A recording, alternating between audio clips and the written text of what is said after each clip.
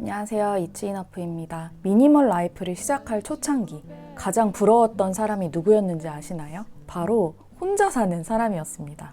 누군가와 함께 살면서 상대보다 먼저 미니멀 라이프를 시작한 사람이라면 아마 다 공감하실 거예요.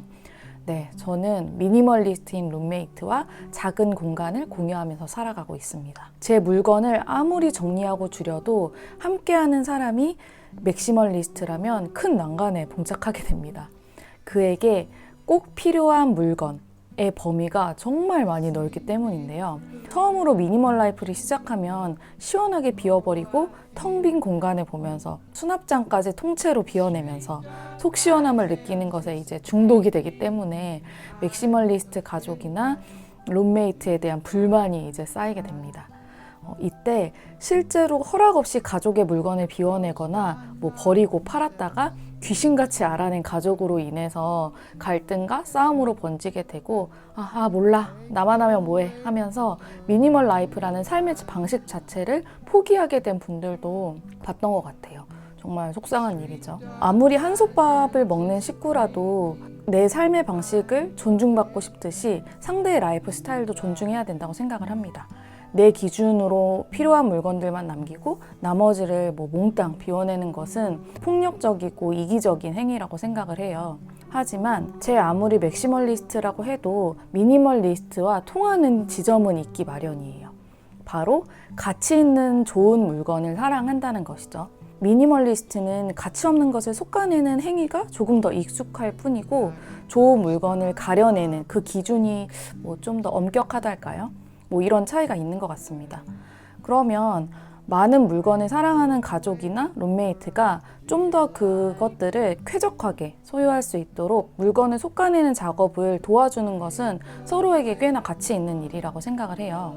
그래서 제가 미니멀 라이프를 한 대충 5년 정도 실천을 하면서 맥시멀리스트와 공생하는 데에 성공했던 5가지 단계에 대해서 공유를 드려보려고 합니다. 안 쓰는 물건을 저에게 가지고 와서 당근마켓에 팔아달라고 이렇게 하기까지의 이 눈물 나는 과정이니까요. 여러분도 함께 사는 하우스메이트 중에 맥시멀리스트가 있다면 긴 텀을 두고 제가 설명해 드리는 과정을 천천히 한번 따라해 보시는 것을 추천합니다. 그러면 제가 1단계부터 5단계까지 소개해 드려 볼게요. 첫 번째, 남들 건 건드릴 단계가 아니다. 내 것만 먼저 신경 쓰자. 처음에 미니멀 라이프를 시작하면 그 비우는 김에 싹 다 공간을 치워버리고 싶은 욕구가 생겨요. 그래서 언니 옷도 보이고 신랑 신발도 보이고 애기들 장난감도 보일 거예요. 하지만 다른 사람의 물건에는 흐린 눈을 시전하고 애써서 보지 않으려고 노력하는 것이 필요합니다. 처음에는 내 물건만 솎아내는 데에도 상당한 시간이랑 에너지가 소요가 될 거거든요. 내 것을 비울 때에는 누구와 입씨름을 하지 않아도 되니까 속도가 가장 빠르게 나요. 그래서 내 것부터 집중해서 시작을 해야 됩니다. 그리고 좋은 점은 이 기간 동안에 가족들이 내가 비워내는 모습을 가만히 지켜보게 되잖아요. 그러다가 꼭 한마디씩 해요. 그러다 나도 갖다 버리겠다. 그리고 또 거들죠. 야, 너 진짜 쓰잘데기 없는 거 진짜 많이도 짊어지고 있었네. 나에게 하는 잔소리이긴 하지만 이 공간에 쓸데없는 게 정말 많았구나 라는 생각을 상대도 문득 하게 되는 거예요. 가치 없는 것들이 공간을 차지하고 있었다는 걸 감적 경험하는 것만으로도 미니멀 라이프에 대한 거부감이 조금 줄어들게 될 거예요. 두 번째는 내가 물건을 드릴 때 아주 신중한 모습을 보여주면 됩니다. 저렇게 계속 비우고 나서 이전과 똑같이 새 물건을 턱턱 사면 제가 생각하기에도 얘 새 거 사려고 헝거 버린 꼴밖에는 되지가 않습니다.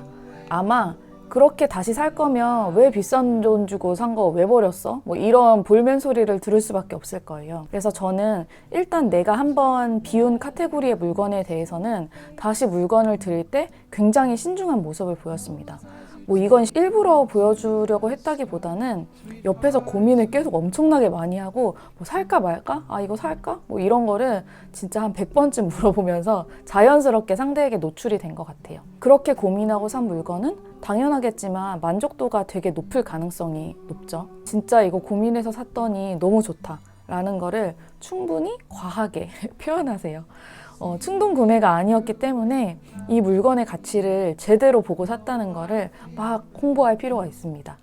이렇게 미니멀리스트로서의 나의 삶을 계속 노출하고 은근히 스며들게 만들어버립니다. 2단계까지 왔는데요. 이때까지는 상대의 물건이나 라이프 스타일에 대해 저는 절대로 터치하지 않으려고 노력하는 게 중요하다고 생각합니다. 세 번째, 있는지도 몰랐던 물건부터 손을 대봅니다. 이제는 상대에게 조금씩 접근을 시작합니다. 일단 그가 갖고 있는지도 몰랐던 허접한 물건들부터 시작을 해요.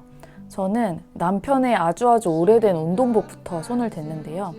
지금은 안 하고 있는 종목의 운동복이었고 누가 봐도 진짜 많이 해진 것들만 모아서 이렇게 거실에 펼쳐서 꺼내뒀어요. 이 중에 다시 입을 것 같은 게 있어? 그러면 그건 다시 넣어둘게. 이런 방식으로요. 처음에는 누구나 그렇듯이 누가 봐도 별로인 물건부터 시작을 하기 때문에 아마 선뜻 대부분은 버리라고 할 거예요. 하지만 아니라고 하더라도 막 심하게 설득하려고 하면은 안 됩니다. 그러면 처음부터 이 비우기에 대한 거부감을 주게 되거든요. 있는지도 몰랐던 쓰레기인데 너가 찾아서 버려준다고 하네? 고마워 라는 인식을 시켜주는 것이 중요합니다. 저는 그래서 제안은 10수번을 하더라도 그 상대가 버리지 말라고 하면 군소리 없이 조금 시무룩해지긴 했지만 다시 다 제자리에 갖다 놨습니다. 너무 우울해하지 마세요. 이게 몇 달이 지난 다음에 똑같은 거를 제가 다시 가지고 펼쳐 놓잖아요. 그러면 상대가 그 사이에 이거를 한 번도 안 썼다는 거를 스스로 알아차리게 돼요. 그러면 약간 멋스게 하면서 비우라고 하는 경우가 많아집니다. 공생의 미니멀 라이프는 마라톤이기 때문에 너무 한 번에 모든 걸 다 버리려고 노력하지 않으셔도 됩니다.